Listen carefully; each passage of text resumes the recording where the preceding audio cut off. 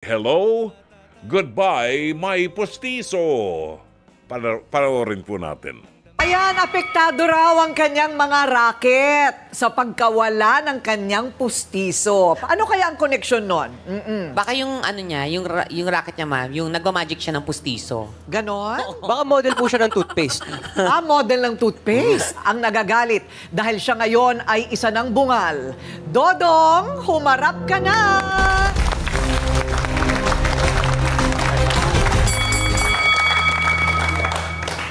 Smile to the camera. Maganda naman pala si Dodong eh. So, Dodong, I guess, alam na namin ang problema mo. Nawalan ka ng pustiso. Pero nakakapagsalita ka naman. Opo. Oo, okay naman. Matagal ka nang walang ngipin.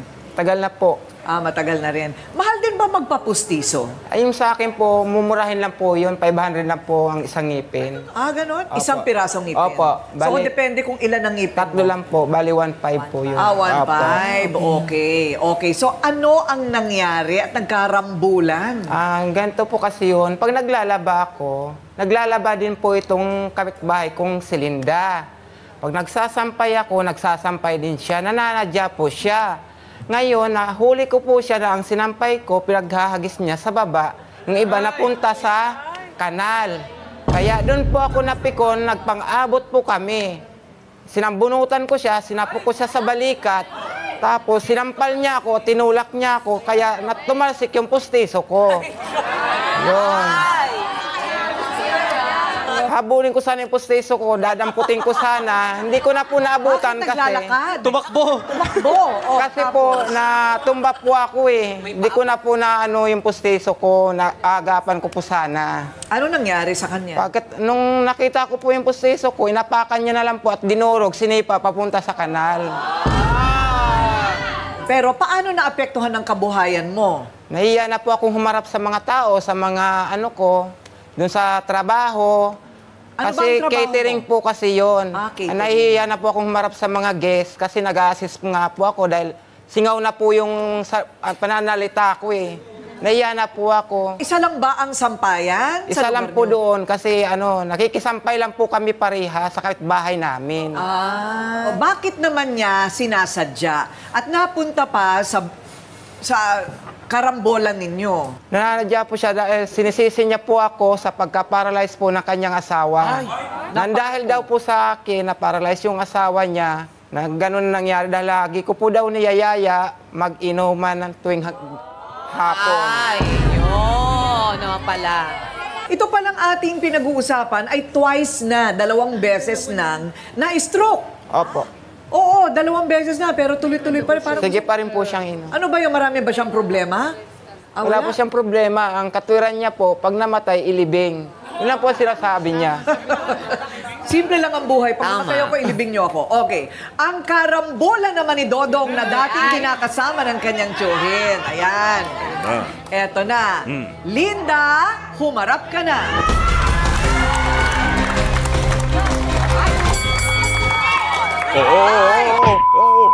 Wag. Tama na yan. Sandali lang. Tama na yan. Anong nangyari, Linda? Bakit galit na galit ka? Kasi ma'am, tuwing maglalaba po ako, lagi siya nakikisawsaw. Oh, sabi niya, ikaw daw yung ganon. Hindi ma'am lagi siya nauuna. Nagpaalam kasi ako, bago ako naglalaba, nagpapaalam ako sa may-ari ng sampayan. Kaya alam ko na ako lang magsasampay, walang iba. Oh. So, hindi kasya yung sampay niya at sampay mo sa iisang sampayan? Hindi po, kasi isa lang po yung sampayan namin. Merong mas malalim na pinaguhugutan. Meron po, ma'am. Yung parang ganyanan ninyo. Hindi lang sampayan. Pakita nga ng sampayan, Ryle. Ayun sa ating mesa ng ebidensya. Ito po ang itsura ng sampayan nila. Parang marami namang ano ba, kurdon ba yan ng kuryente? O isa lang talaga ito? Wire lang po po yung talaga, iba, ma'am. ma'am. Kuryente na yung iba. Okay, so isa lang talaga. Tapos magpapaalam kayo doon sa may-ari. Buti naman pinapahiram niya. Hindi, may time po siya na nakasampay siya pag-araw ng Sabado sa kanya. Parang naghahati-hati din kayo sa Opo. araw. Dapat siguro may schedule din kayo. Webis din po talaga schedule ko sa paglalaba kasi minsan yung mga anak ko wala nang uniforme, doon ako naglalaba. O ikaw naman, Ako po, ma'am, 2 araw po ako naglalaba. Friday at saka Webes po talaga ako naglalaba, ma'am. Okay, ano na ngayon ang mas malalim na problema? Kasi ma'am, ang problema, pag nayayayan niya yung asawa ko, hindi niya alam yung provision ng ginagawa ng tsuhin niya. Nandun yung minsan na, may trabaho siya pero kami hindi kumakain. Sinong may trabaho? Siya. Yung asawa mo? Kasal Nung hindi kayo? pa siya na-stroke po, hindi po. Hindi kayo kasal? May anak? Meron po Ilan? 6. Teka muna, nanay, ba't ka naiiyak? Wala Hindi naman. kasal anin. 6 ang anak mo. Ilan taon ang pinakabata? Bali, 6 years old po. 6 years old. May 4-piece ka. Meron po. Nag-aaral sila? Opo, lahat. Okay naman. May trabaho ka ba? Sa ngayon po, ma'am, na-stop ako kasi nalisan ko yung pinasukan ko Bilang bilang kasambahay. kasambahay. Okay, marami nangangailangan ng kasambahay. Oo. Dati kasi ako sa factory worker, nagsara yung factory namin, kaya namasukan muna ako pansamantala. Okay. So kung ikaw ba'y mamamasukan bilang kasambahay, may mag-aalaga ng mga anak mo? Meron naman po. O yun naman pala, ang daming, alam mo ba sa matinong tao ha, ang daming nangangailangan ng matinong kasambahay. Yung Totoo po. mapagkakatiwalaan, may malasakit, masipag. So, okay. So baka matulungan ka namin makahanap ng trabaho. Pero yung asawa mo, parang hindi yata mapigilang uminom. Kasi yung sir, ay ma'am, yung tao na yun, lasinggero talaga. Tuwing Sabado, hindi mo na siya uwi ng bahay para magbigay ng pambili ng pagkain namin. Nauuna yung barkada, mas nauna pa yung pamangkin niya, naunahin sila. Ano ang trabaho? Construction din po. Construction. Pastor, ano ba yung espiritu ng alkohol? Hindi ba maraming klaseng espiritu? Yung espiritu ng alkohol, bakit ang daming nasasaniban? Well, alam niyo po, sinabi sa Biblia, do not get drunk on wine.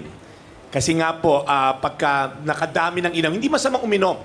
Huwag lang talagang sumobra. Okay? Kasi noong unang panahon, wala namang malinis na tubig, so gumagawa sila ng wine. In fact, si Paul sa Bible, sinasuggest nga niya na pag masakit daw ang tiyan ni Timothy, uminom ka ng konting wine kasi nga maraming bakterya. Hindi katulad ngayon na malinis ang ating water system. Noong unang panahon, walang filtration system. So, may wine. Pero, kaya pala. do not get drunk on wine. Ibig sabihin, pag sumobra na sa pangangailangan mo, okay, ang nangyayari, nawawala ka sa wisyo. Ayun. So, nawawala yung logic, nawawala yung reasoning. Kaya nga, di ba, pagka nalasing, may mga ginagawa ka, ginawa ko yun. Di ba, pag makukulong na, ginawa ko talaga yon kasi nga po, pag sumobra yung espiritu, naka-counter na yung logic, yung reasoning. Kaya, ina-advise sa Bible, kino-command ni Lord, do not get drunk on wine. Ayan. So, yung espiritu talaga, masama. Mind your own business. Yan ang gusto niyang ipamuka kay Linda. Huwag ka na daw masyadong nangingialam ng buhay ng may buhay. Ang sabi ni CJ, humarap ka na.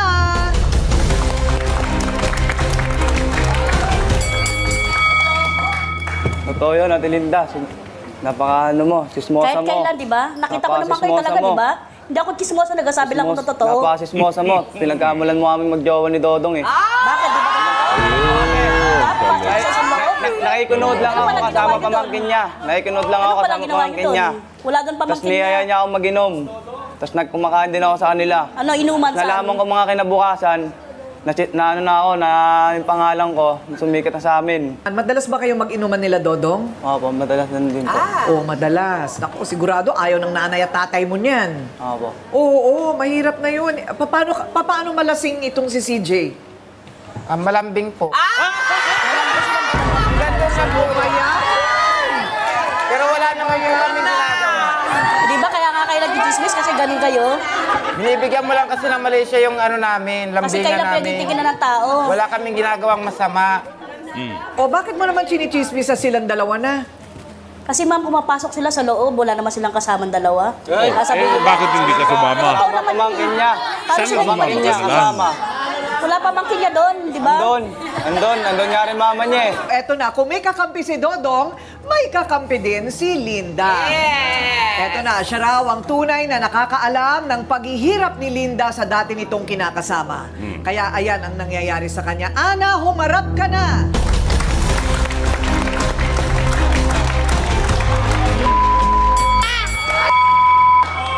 Gusto rin awa mo. Hindi ka maganda i-emplo sa mga bata, alam mo yan. Malambing lang talaga Paano ako. i-guide? Pag nalalasing ka, niyaya ako. Halikan mo yan. Tama ba yan? Tigilan mo yan. Hindi maganda ehemplo yan. Dong, alam mo yung mga pinagagagawa mo, hindi sasabihin na lasing lang ako, kalokohan yan. Tama! Gusto rin ng asawa mo magpalambing. Tigil ka! Okay, Ana, bakit parang, apektado? Kasi po, ma'am, about po kay Ate Linda kasi, ever since pa lang po na, hindi pa po na-stroke yung asawa niya, pag may problema po siya, sa bahay po siya pumupunta. Okay. May time po na, Sabado po yun, sweldo dapat ng asawa niya, may pera siya. Pupunta siya sa bahay, baka may extra ka dyan kasi yung asawa ko wala pang binibigay. Asan si Kuya Teddy? Ando, naglalaklak, kasama na naman si Dudong. Siyempre, magugulat ako, ma'am. Ilan ang anak niya? Hindi naman pati palaging pag wala siya, may bibigyan ko siya. May pagkakataon naman na hindi rin nakakapagbigay. Ang ginagawa po namin, naghahanap kami ng mautangan. Ang ano nga lang po, ang Dudong, pag nakita magkasama kami, sasabihan pa kami na kung saan-saan na naman daw po kami makikipagchismisan. Kahit ang totoo, naghahanap kami ng utangan para may makain mga pamangkin niya. Ayun. Magkano na ngayon ang listahan mong utang mo? Ma'am, kahit pa paano naman po nakakapagbawas kami kasi po may sideline po kami. Oo. May time po na magkasama kami maglabada. Tapos sasabihin nyo, hindi, paano kayong hindi may issue? Kada gabi, nakikita namin sa punong mangga. Siyempre, magkaibigan kaming dalawa. Pastor Jeff, paano kaya sila magkakapatawaran? Saan nila huhugutin yon sa kanilang mga sarili? Inaral ko, Corina, yung sitwasyon ng bawat isa. No? Nakikita ko, there's this void, may puwang sa puso nila na tinatry nilang i-feel. Like si Ate Linda, kahit bugbugin, basta merong pagmamahal ng asawa, kahit, kinakasama kahit mali. Si Dodong, is nakukuha niya sa alak at barkada. Itong si Moymoy, ang pangalan ng bata natin? CJ. Si CJ. So, kahit na hindi makapag-aral, basta uminom dahil nakita yung barkada and all. So, lahat tayo may puwang sa puso natin that we're trying to fill with something. Kahit mali minsan, kahit na maabuso ko, basta ma-feel yung love, acceptance, and so on and so forth.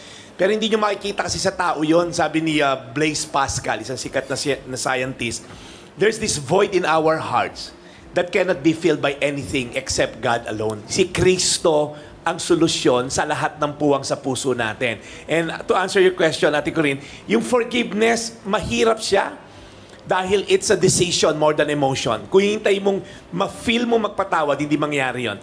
You just have to decide, papatawarin kita, and then siguro yung emosyon susunod, maybe hindi. Pero ang pinakamahalaga sa forgiveness kasi, maintindihan mo na pinatawad ako ni Kristo. For God so loves, sa ano natin yan, sa Lord's Prayer, forgive us as we forgive, as you forgive our sins as well.